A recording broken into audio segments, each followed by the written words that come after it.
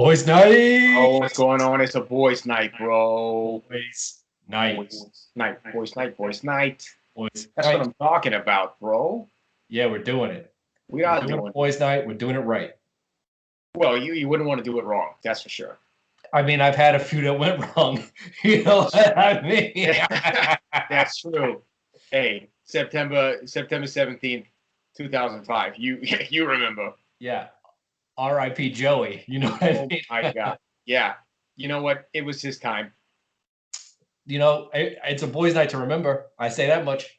Yeah. I can never forget. Every time I close my eyes, I think about it. But you know what? That's in the past, bro, because it's a boys' night. Past. This is a new boys' night for a new adventure, and I got a summer shandy to drink. Well, It's summertime. it is summertime, and you know what? Nothing is more summery, in my opinion, than a Smirnoff Ice, bro. It's margarita flavor. It's refreshing. It's a lime flavor, a premium malt beverage, bro. And I'm not ashamed to say, I think it's delicious. We keep having enough of these boys' nights on YouTube. Maybe Smirnoff Ice could sponsor us one of these days. You know what? Well, I don't want to go too far, but maybe if there could be their own boys' night flavor, that's kind of where I was thinking, and I hope that's not taking it too far. You know what I say about that? Shoot for the moon. Land in the stars. Yep. That's right. Something like that. Like every boys' night, we got the TV set up. We're going to watch, speaking of shooting for the moon, the Hearts tournament. Yes. Yes, bro. I cannot wait to see some 65-year-olds play Hearts and just go for it. I'm so happy they finally took the World Series of Poker off the air and said, what do the people really want to see? Hearts. Yeah, Hearts is the game. Hearts is the card game for the thinking boys' night. But we can't just watch something on TV. Yeah, we can't. We got to go do something tonight, bro. We got to go live it up and do it right. Because we talked about what happens when it goes wrong. That's fair. You're right. You're right.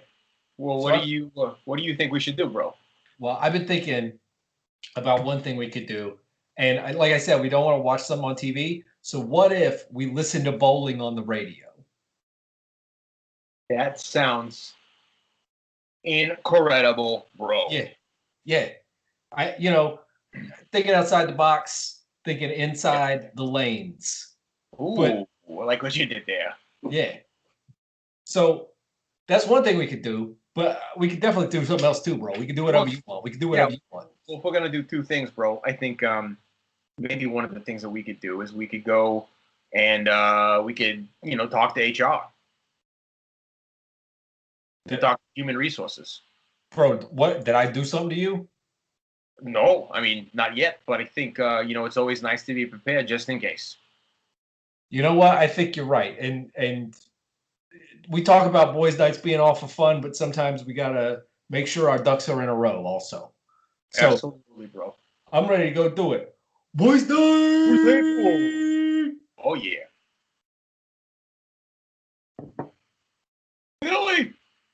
Billy, this is good old-fashioned sports, okay?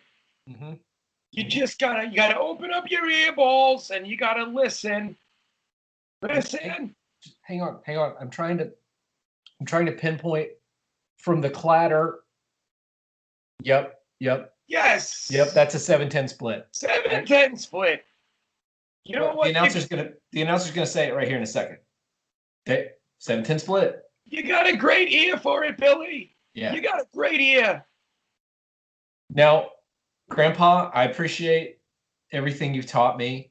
And I know we've been listening to bowling on the radio for pretty much my whole life. The whole life, Billy. And I'm just wondering if you think that there's some kind of job maybe I could do, because I'm 18, I'm about to go off to college.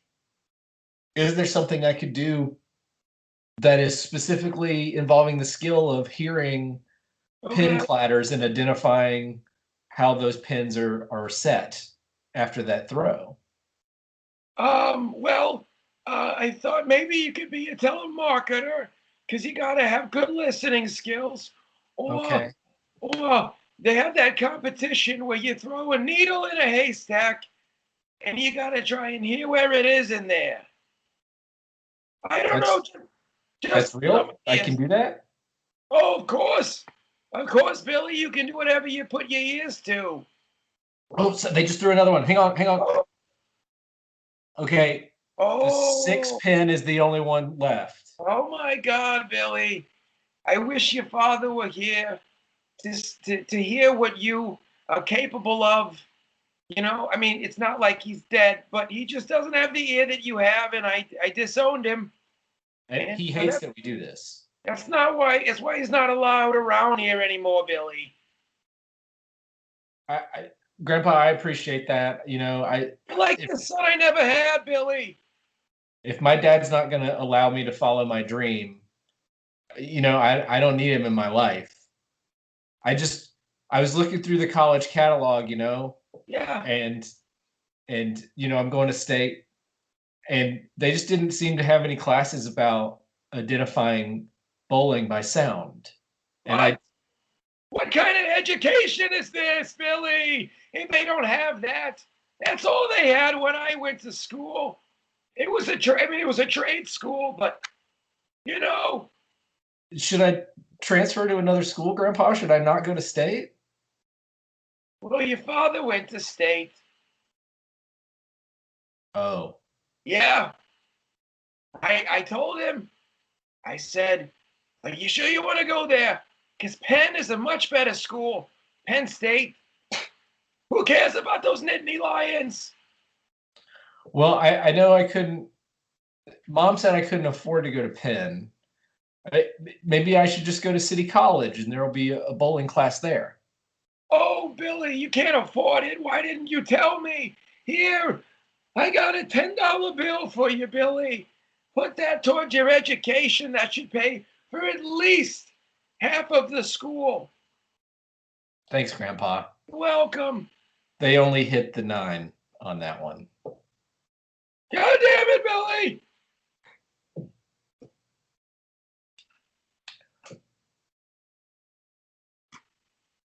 Conrad? Conrad? Yeah, I'm here. You know I brought you into my office, right? Because I'm doing a good job at work. HR is not here to tell you whether you're doing a good job or not. That's for your direct supervisor, Conrad.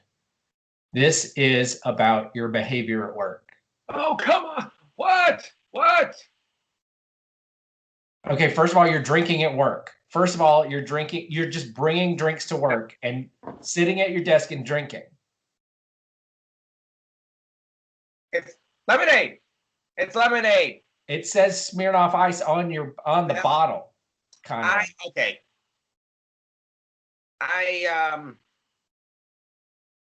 Yeah, it's alcohol. I don't know what you want me to do. It's delicious.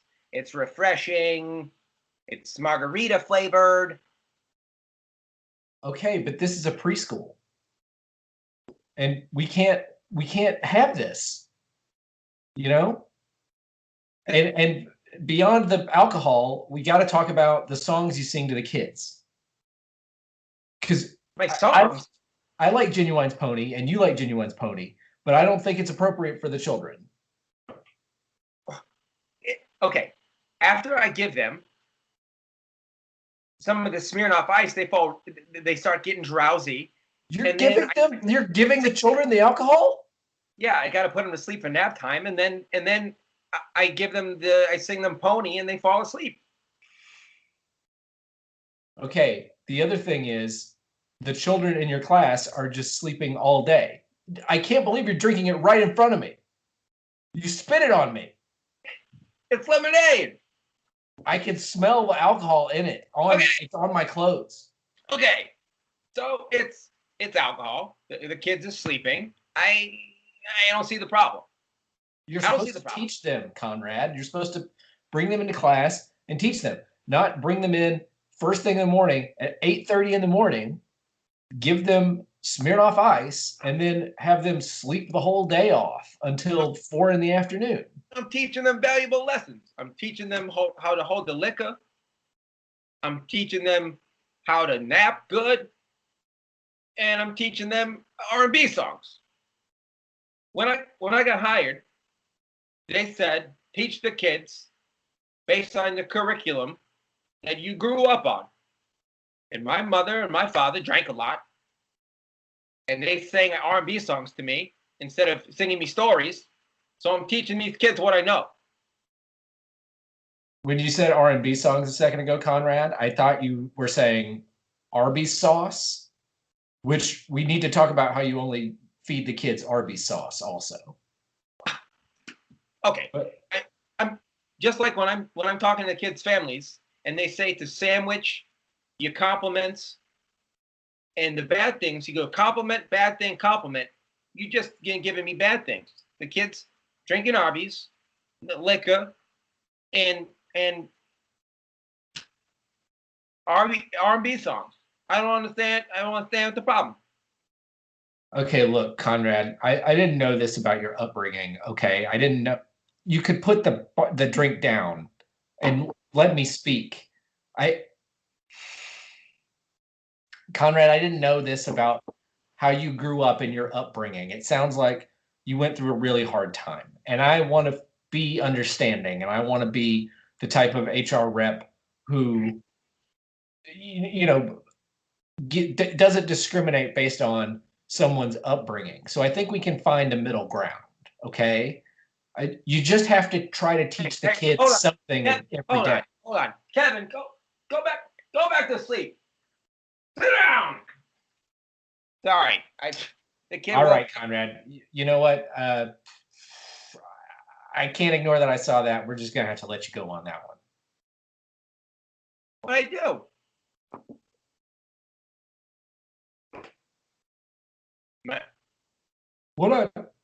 What I do? What did I just do? You don't remember what you did? I mean, I woke up in the truck and it looked like it was pretty messed up, but I don't know how I got here. Leroy, you try and chase down that wild horse. He kicked you in the face, man. Can you not feel that big ass lump on your head? Oh, that's how I ended up in the truck? Yeah. The horse kicked me into the truck. No, I didn't kick you into the truck, man. He kicked you in the face. You went down hard.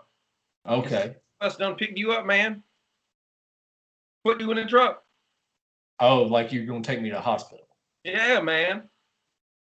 Well, now I'm awake. I think I'm okay. Oh, I don't really remember anything. Leroy, look in the mirror. You think you're okay? Half your head's missing, man. Okay, I mean, it's not the best. But do we need to bring a doctor into this? I will say, you keep calling me Leroy, which seems weird. I don't know that name. And I certainly don't remember being kicked in the head by a horse or what a horse is. Jesus Christ. Leroy, look, you weren't that bright before, but now you're like 10 times dumber than you were before. You don't even know what a horse is, man. You've been riding horses since you were 3. You don't know what a horse is. But the point is, I feel fine. I don't feel like I'm, missing half a head. I feel like I could probably go, run a lap or two. I used to run a lot, right? Oh, Leroy, you're 500 pounds, man. You ain't never run before. Oh, okay. You were in that wheelchair, man. You were just wheeling behind that horse. That's why it was perfect height to kick you right in the head. And you went down. And that wheelchair is broken, man. It's over. Okay, but I think that I could do something. I feel like just because a horse kicked off a bunch of my head and I went down, that doesn't mean that I have to, live my whole life about that. I could just, I don't know, be a swimmer or something. You know, I could maybe I Right. could write screenplays. I mean, Leroy, we're in Arkansas, man. I mean, I don't think anybody's writing screenplays out here, but if you think that's something you want to do, like, I mean, go for it. I mean, I got an idea.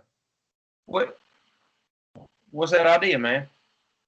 Well, I was thinking about a screenplay about a guy who gets kicked in the head by a horse, whatever that is. And then uh he gets hurt real bad, but then he overcomes everything and he becomes an Oscar-winning screenwriter. 3 months later, this is by far the most brilliant screenplay I have ever seen. Leroy, this is magnificent. How could you possibly have come up with something so extravagant, so down to earth, so just fantastic?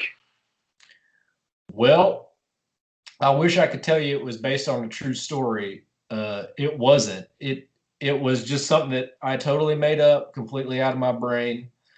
And uh, some guy told me that I could never do it, and I said, "I'll prove you wrong." Some guy who said he was my cousin. I didn't believe him. So you're saying that this character, Kilroy, Mm-hmm. who is missing half a head, Yep. who's 450 pounds in a wheelchair, isn't you? I don't see any similarities between myself and him. I think he's more just kind of like a full creation of my brain and my mind. And I also think he's the greatest character of probably in all of film. I agree. 1 month later, hey man, look, I just want to apologize, Leroy.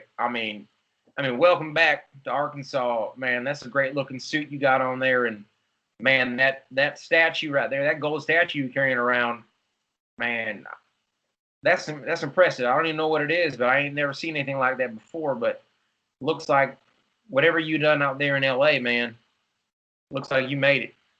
And I just want to say I'm sorry. Well, I appreciate you doing that for me, saying that to me. But really, more than anything, I came back to just tell you, ha ha ha, I got the Oscar. Showed you, didn't I? You didn't believe in me. Why don't you go jump in a damn lake? Why don't you go ahead and get kicked in the head again, dumbass? If it gets me more of what I got, then that's fine. I'll do it.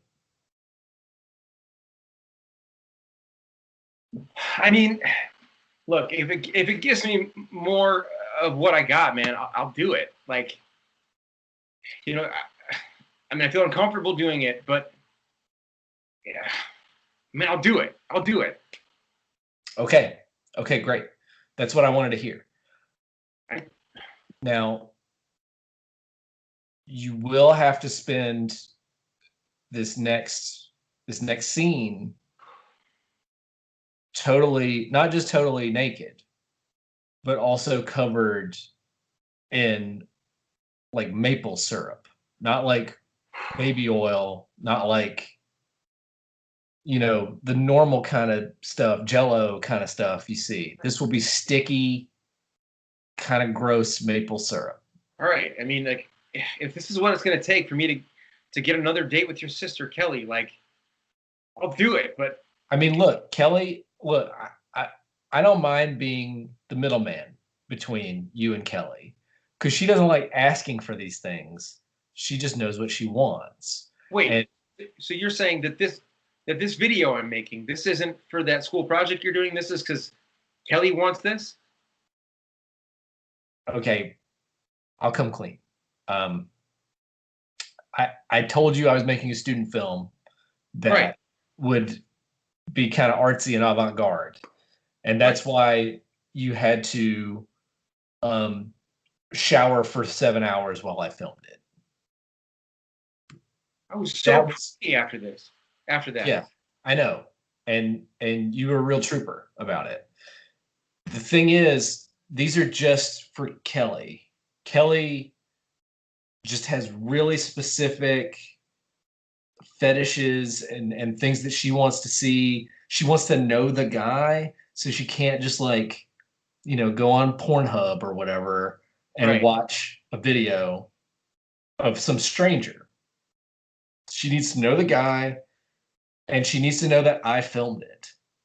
And that's the only way she can really, you know, get going, if you know what I mean. Fast forward 5 hours. Okay, so like what I'm gonna want is you to take this crunchy peanut butter and I want you to have him put his whole body in it. Okay. And you're gonna have to film it because I have to know that you filmed it for me to get to know this guy. Okay?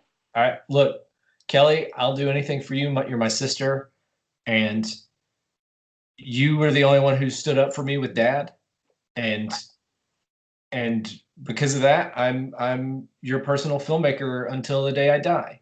Who cares if I never make any money off of this? I just want to make you happy, I would make any money off of that. Okay. And then you're gonna take this jelly, okay, and you're gonna put that on him, and you're gonna take these two giant loaves of bread, and you're gonna put them in between it, put them on the bed, and then I want you to film it. Kelly, anything for you. I'm here to do your bidding. Okay. And so cut to 5 years later. Okay, man. Kelly came back with her newest request. I mean, what is it this time? I mean, I felt like the crib full of snakes. Like I felt like that was it. Like I thought like maybe I could get date 2. Like but. I know, and you've been trying for a long time, and I'm really your persistence. It astonishes me. Right. I have something that I owe her. You just are a very persistent guy, and you clearly know who you're into, and I give you props for that.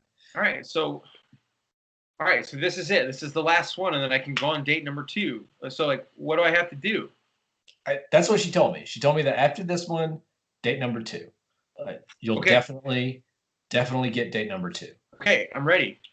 It is sort of tough, this one. Okay, I mean, it can't be any tougher than any of the other stuff that I've had to do. So I'm ready. Talk to me. It's pretty tough. Okay, so in this one, you will be buried alive for 2 weeks. What?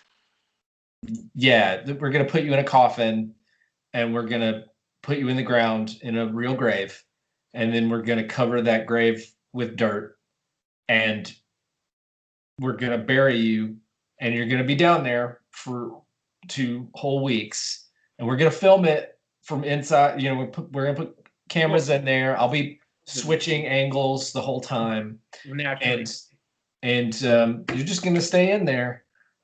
We will give you 1 small cup of water that you'll have in there the whole time, but the rest of it, you're just gonna have to make do while you're down there. And she's gonna watch the whole 2-week ordeal. And then date number 2. That's what she said. All right. I mean, fine. Like, I mean, I'll do it. 2 weeks later. I can't believe you stayed in that grave for 2 weeks. That was so funny. I laughed my ass off. Yeah, I mean, I guess it was kind of funny. But like, I'm just really excited that I get to have that second date. Yeah, I mean, this is it. This is the day. That me in there for 2 weeks and you watching, that was the date? I mean, that was the lead up to the date, and then this hangout, we're at the pizza buffet. This is the second date. I mean, can I at least, like, I'd like to at least shower, or like maybe I'm covered in dirt and my own feces. Like, yeah, that's part of why it's so funny, because I made you come to the pizza buffet like that. God, Kelly, you are something else. I'd go in there for another 2 weeks if it meant more time with you. Oh, Ryan, I just I love doing this to a person who doesn't know when to stop. Wait, a person? Are there more? There are more guys? Well, technically not like you, but making my brother do all the stuff I make him do. That's another form of the torture I like to put people through. I mean, cool. I mean, you're the only person I've dated for the last 5 years, and it's only the second time I've seen you. But I mean, I guess this is as good a time as any to say that I love you. Okay, great. Now what I need you to do is just put your head straight up my brother's butthole. And I know I'm telling you directly and it's usually through him, but I want this to be a surprise for him. So tell him that you're filming a surprise. He's filming a surprise. And then you're gonna just put your head right in his butthole.